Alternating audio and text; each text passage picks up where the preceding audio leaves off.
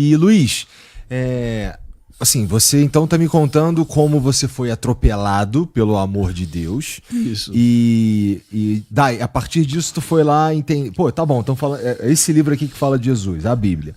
E aí você, suponho que você leu, estudou a Bíblia ali um tempo antes de começar a lidar com o hebraico. Sim. E o ponto é, como é que, assim, o saber hebraico, ter lido em hebraico a Bíblia, ter contato com a comunidade que traduz e tudo mais, isso eu imagino que traz para você um entendimento mais aprofundado da Bíblia. Não, com certeza, é um negócio muito louco, porque, veja bem, a Bíblia, primeiro que a Bíblia não é a Bíblia, né? Ela é um conjunto de livros, e são livros muito diferentes. Por exemplo, não existe hebraico, existe hebraicos. Na própria Bíblia, se você pega um hebraico mais antigo do texto e o hebraico mais recente, você tem desafios linguísticos nesse caminho. Se você lê, por exemplo, no hebraico, o livro de Jonas e o livro de Ruth, é um hebraico bem mais fácil e muito tranquilo de lidar para quem tem uma certa bagagem. Porque ele é mais moderno? Por quê? Não, porque a linguagem é simples, a narrativa é tranquila, o vocabulário é mais fácil, né? Quando você pega... Foi escrito por um cara menos habilidoso, talvez? Não é tanto, porque assim, né? Vayhi dvar Yehová Eliona ben Amitai Leemor, né? Então veio a palavra do Senhor a Jonas, filho de Amitai, dizendo, a narrativa, a história é meio simples. Quando você pega Jó, pega Ezequiel, que tem uma literatura poética, aí a coisa, o vocabulário é muito mais desafiante. Estou colocando os opostos, né? E mesmo assim, o grego também tem variações significativas. O aramaico, que é uma língua parente do hebraico, que tem um pequeno trecho no Antigo Testamento.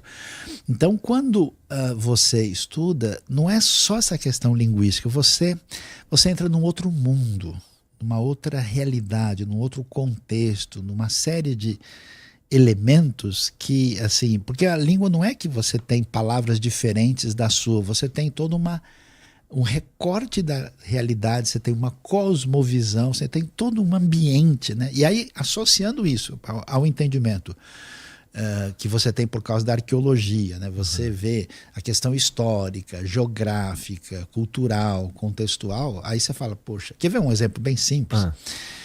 Por exemplo, Jesus disse que a gente deve lavar os pés uns dos outros. Eu cheguei aqui, você nem... Não lavei seu pé. Não lavei, então o ressentimento crescendo a cada dia, né? E aí... Você também não lavou o meu? Então é que eu estava bebendo água, né? E aí acabou a água, né? Mas o lance é o seguinte, quando você lê um negócio desse, você fala, pô, mas quando você vai para o contexto da época de Jesus, na terra de Israel, o pessoal andava descalço ou de sandália em chão empoeirado. Então todo mundo, quando chegava na casa de uma pessoa, em vez de servir um cafezinho ou convidar para sentar, você quer um suco, a primeira coisa que fazer é lavar o pé da pessoa. É uma maneira de ser hospitaleiro e receber bem. Se o sujeito era uma pessoa de condições mais especiais, assim, bem, ele tinha um empregado, um servo que fazia isso, senão o próprio dono da casa fazia isso. Então Jesus vai na casa de um cara chamado Simão, por exemplo, em Lucas capítulo 7, chega lá e reclama, Simão, eu vim aqui, você não lavou meu pé. Por que isso? Ele está com frieira? O que houve? Né? Qual o problema? Né? O que está rolando? Você não entende. Então, quando você compreende esse cenário, é muito mais do que a questão linguística, mas que é uma diferença gigantesca.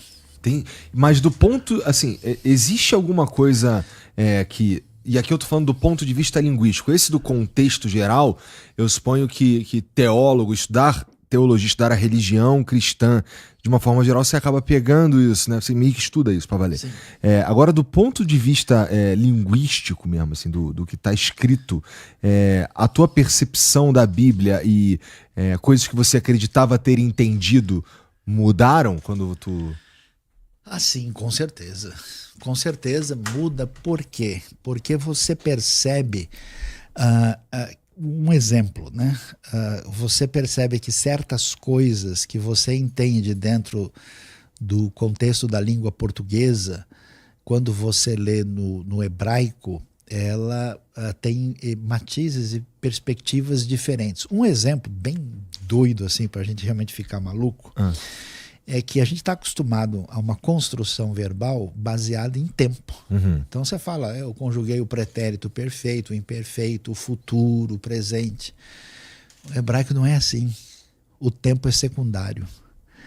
Isso quer dizer que uma forma verbal ela é entendida a partir do que é chamado na gramática de Aktionsart, o aspecto verbal. Se a ação é acabada ou inacabada, isso é que importa. Consequentemente, a mesma forma verbal no hebraico, a princípio pode ser traduzida no presente, no passado ou no futuro. Entendi. Aí dá um nó na cabeça da pessoa. E aí você fala, como assim? Então, eu posso dizer para você o seguinte, ó, uma ação acabada, né? Uma acabada está no passado, inacabada está no futuro. Então você tem o perfeito e o imperfeito, o completo e o incompleto. Mas eu posso dizer para você de uma ação acabada no futuro. Amanhã terei lido esse livro. A ação é acabada e o tempo é futuro. E aí, para você lidar com isso e saber qual é a melhor maneira de traduzir, é um desafio, tem outros elementos lá. Outra coisa muito doida, por exemplo, a coisa mais especial que você tem no Antigo Testamento é revelar o nome de Deus. E qual é o nome de Deus? YHWH, que se tenta dizer Yehová e Yahvé, né? O que é essas 4 letras? Elas são mais ou menos a essência do verbo ser em hebraico. Só que, quando a gente pensa como é que Deus falou do seu nome, ele disse, Erie Asher Erie. Todo mundo fala, Deus disse, eu sou o que sou. Peraí, mas não tem presente no indicativo no hebraico. Então não existe eu sou o que sou. Então, literalmente, o verbo significa, a gente traduziria, eu serei o que serei. Mas como assim? Por que Deus está dizendo isso? Porque a descrição hebraica, ela não é estática, ela não é uma aula de filosofia de Aristóteles, da Grécia. Deus está dizendo, eu serei o que eu decidi ser, ou seja, eu sou incontrolável, ninguém me manipula. Eu não sou um ídolo pagão. Além dele ser, digamos assim, a essência de tudo, ele é o eterno, ele é aquele que será o que ele decidir e ninguém tem domínio sobre ele. Puxa, nossa, isso eu imaginei nada disso. É muito mais rico. Então, aí quando você lê o Apocalipse, vê quando Jesus fala, né, da sua volta, ele diz, vai se referir àquele que era, que é e não que será, que há de vir. Porque é no eixo do tempo aquele que é o eterno, aquele que decide, independente do possível controle humano, que é o grande problema do paganismo. O paganismo, você pega o ídolo, você faz uma negociata com ele. E você fala, eu te dou isso, você me devolve aquilo. E com o Deus único não rola desse jeito. E Sayão, você mencionou aí, a gente estava falando até agora sobre o verbo especificamente, que no hebraico não tem o presente, passado e futuro de uma forma tão definida como a gente tem no português. Isso. Correto? Nesse sentido, e aqui eu vou viajar um pouco, você acha que tem algum tipo de genialidade divina na linguagem mesmo, que de forma a ser amplo o entendimento, de poder querer dizer mesmo passado, presente e futuro em algum versículo específico? Eu acho que a questão é a seguinte, quando a gente pega essa dimensão cronológica, organizada que a gente tem, que é talvez um ponto de concentração das línguas europeias, no ambiente hebraico isso tem valor, mas não tanto quanto aqui, não é o fator fundamental. Então, o que me parece é que o hebraico é mais simples e denso ao mesmo tempo. E que você precisa de uma atenção maior para olhar aquilo e ver qual que é o elemento. Então, quando você estuda e analisa o texto como um todo, e quando você olha o contexto e as relações e outros aspectos sintáticos, você vai chegar à conclusão, olha aqui, isso aqui tem que ser isso. Entendi. Né? Uhum. Então, por exemplo, você pega o primeiro versículo da Bíblia, Bereshit bara Elohim et hashamayim ve'et haaretz. No princípio, Deus não pode ser criará, não pode ser Deus cria. Então ali ninguém tem dúvida, Deus criou os céus e a terra. Agora, o hebraico tem uma coisa muito doida que é um pensamento concreto, afastado de abstrações. Então, por exemplo, céus. O que é céus?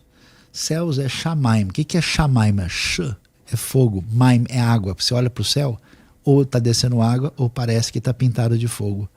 Então, essa maneira muito concreta, ela é muito interessante e ela traz uma série de conexões e ligações dentro do texto que é muito diferente, né? E aí, nesse sentido, é um mundo, é uma coisa assim curiosa. Eu acho que uma das grandes dificuldades que a gente tem na nossa realidade da cristandade mundial é que a gente perdeu muito dessa raiz, dessa base, desse jeito de... Eu gosto de dizer que na Bíblia e no hebraico bíblico você tem um sabor agridoce. Você tem a mistura de elemento de um com o outro, que a gente, quando chega aqui, a gente tenta separar e o negócio não rola direito. Fica meio confuso, né?